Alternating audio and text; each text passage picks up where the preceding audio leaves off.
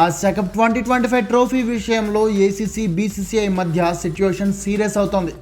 Tourney గెలిచి నెల రోజులు కావస్తున్నా ఇంకా ట్రోఫీ మెడల్స్ని బీసీసీఐకి అప్పగించకపోవడంపై ఏసీసీపై సీరియస్ అయిన బీసీసీఐ మర్యాదగా ట్రోఫీ మెడల్స్ని అప్పగించాలని, లేకపోతే ఐసీసీకి ఫిర్యాదు చేస్తామని నఖ్వీకి అఫీషియల్ ఈమెయిల్ పంపి వార్నింగ్ ఇచ్చింది.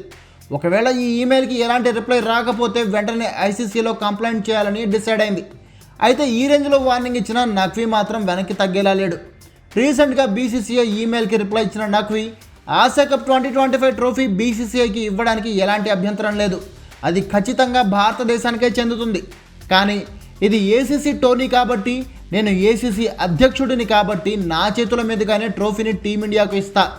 భారతదేశంలో ఒక ప్రజెంటేషన్ వేడుకను నిర్వహించుకోండి. సరిహద్దులు దాటి ట్రోఫీని పంపాలని మాత్రం ఆశించద్దు. నా నుంచి నేరుగా ట్రోఫీని తీసుకోవడానికి ఒక భారత జట్టు ఆటగాడిని పంపాలని బీసీసీఐని కోరుతున్నా అని రిప్లై ఇచ్చాడు. అంటే నఖ్వీ తన నక్కజిత్తులు ఇంకా మార్చుకోలేదన్నమాట.